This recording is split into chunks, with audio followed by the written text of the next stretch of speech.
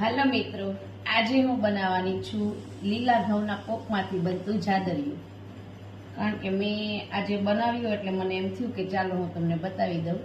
તો મેં કઈ રીતે બનાવ્યું છે ચાલો હું જોઈ લઉં. તમે એને શું કહો છો એ પણ કહેજો, જે કોઈ પણ વિડીયો જોતા હોય એને. તો જો મેં કઈ રીતે બનાવું છું. આ દૂધ છે, આખું દૂધ લીધું છે મેં. એને ઉકાળીશ પહેલા અને પછી તેને હું ગરમ કરીશ. એકદમ ઉકળી જાય પછી આ ઘઉંનું જાદરિયું છે, એટલે કે જે લીલો પોક હોય ને તેને મેં કરકરું દળ્યું છે. જો એટલું એકદમ ઝીણું. અને આ છે ગરમ દૂધ. જો એક ઉબાલ આવે ત્યાં સુધી આપણે એને ઉકાળવાનું છે. હું તો એને એવું કહું છું કે હું એને ધાબું દઉં છું. તમે એને શું કહો છો? આપણે મોણ દેતા હોય ને હું ભાખરીમાં, જેમ આપણે એમ જ દૂધનું હું એને મોણ દઉં છું. તો જો એક બાઉલ મેં જેટલો લોટ લીધો હતો એટલું જ એક પાછું દૂધ લીધું છે. ધીમે ધીમે કરી મિક્સ કરી દઉં છું. તો તમે એને શું કહો છો? અમે તો એને લીલા પોકમાંથી બનતું જાદરિયું કહીએ છીએ. તમે શું કહો છો? ધીમે ધીમે કરીને બધું દૂધ નાખીને એને અમે ધાબું દઈ દઈશું.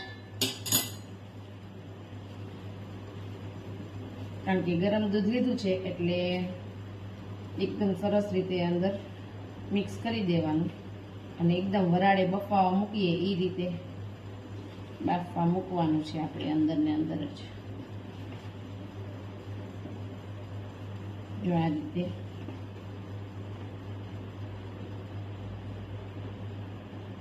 આમ દાબી ઢાંકીને આપણે એને મૂકી દેવાનું છે.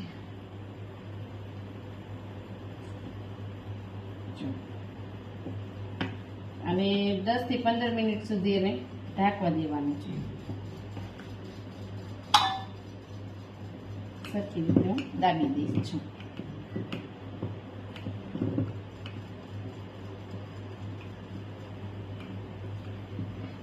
હવે 15 થી 20 મિનિટ સુધી હું એને ઢાંકીને રાખીશ. એટલે એમાં જે ગરમ દૂધની વરાળ હતી ને તે એકદમ મસ્ત મેલ્ટ થઈ જશે. તો મેં આ લીધો છે ગોળ.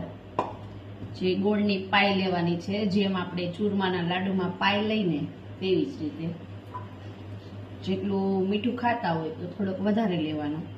અમે મીડિયમ ખાઈએ છીએ એટલે મેં થોડોક ઓછો લીધો છે. ગોળ એકદમ ઢીલો લીધો છે એટલે એકદમ ફટાફટ મેલ થઈ જાય. ચાલો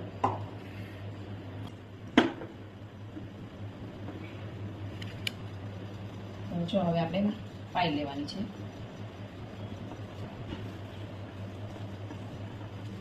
ફટાફટ પાઈ આવી જશે. આમાં થોડું થોડીમાં નાખીશ ઘી.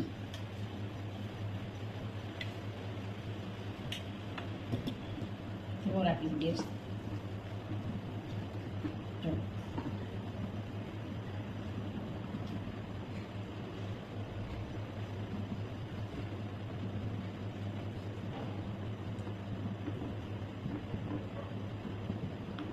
ગોળની પાઈ આવી જાય એટલે ઓલું 15 થી 20 મિનિટ માટે આપણે જે ધાબું દીધું હતું એ એકદમ વરાળે બફાઈ ગયું છે. જો ઘણી ઘણી છૂટી પડવા માંડી અને બધામાં દૂધ અંદર ભળી ગયું છે.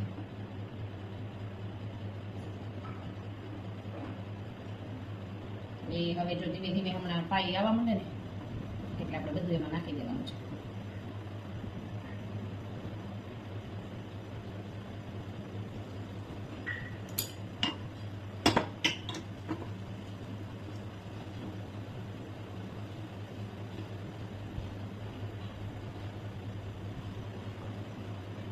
આ એકદમ હમણાં જો પાય આવવા માંડી છે. ગોળ ઘીની પાય, જેમ લાડવામાં લઈએ ને તેમાં જાદરિયુંની પાય. સ્વીટ વસ્તુ બને છે આ, એકદમ મજા આવે. જો હવે ગોળ ઉકળી ગયો છે એકદમ. ધીમો ગેસ કરી. જો હવે એકદમ પાય મસ્ત આવી ગઈ છે. ગોળ અને ઘી બધું બબલ્સ પડવા માંડ્યા છે.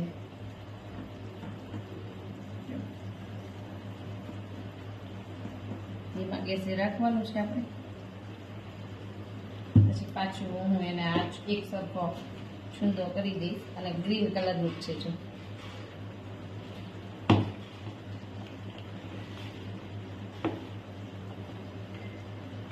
હવે આમાં હું નાખી દઉં છું જો.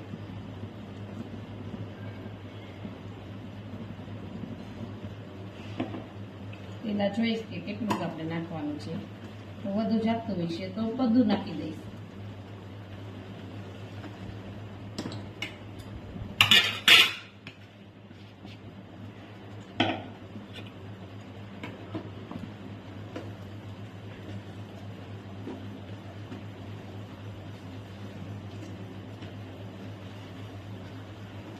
કોને કોને બહુ ભાવે, મને બહુ જ ભાવે આ સ્વીટ આઈટમ. અને એકદમ સિઝનના લીલા પોપનું જાદરિયું એટલે તો કાંઈ કેવું ના પડે.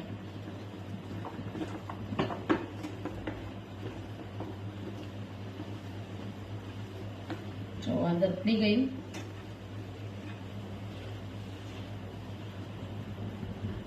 હવે એવું લાગે ને તો મને થોડુંક ઘી નાખીશ આમાં, થોડુંક વધારે.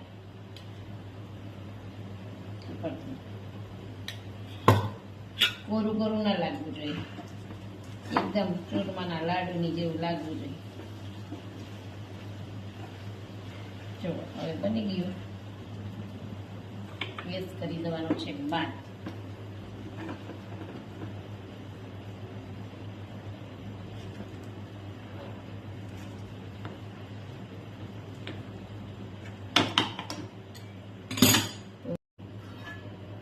તો આ મેં ડીશ લીધી છે, એમાં થોડું ઘી લગાવીશ.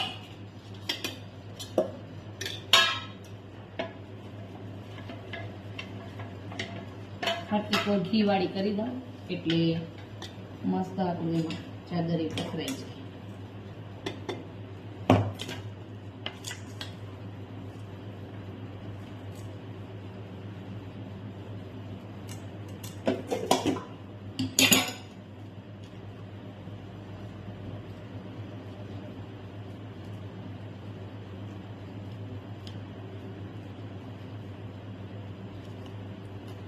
કોને કોને આ સ્વીટ ભાવે, જેવું લાપસી લાગે ને એટલું જ મસ્ત આ સ્વીટમાં પકડાઈ ગયું છે ડીશમાં.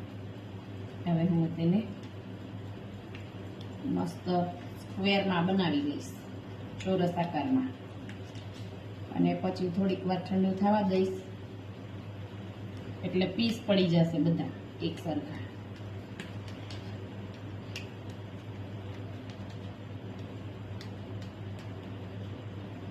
તો આ છે આપણું ચાદરિયું લીલા પોપનું. ખાવામાં મોઢામાં પાણી આવી ગયું.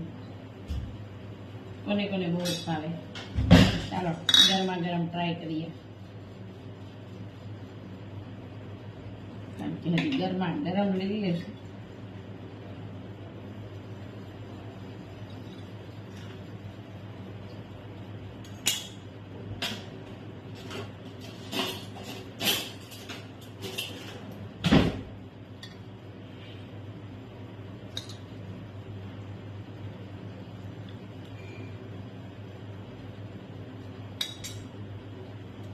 એકદમ સ્વીટ બની છે. કોને કોને ભાવે જાદરિયું? ચાલો ફટાફટ મેસેજ કરજો. અમે એને જાદરિયું કહી, તમે શું કહો?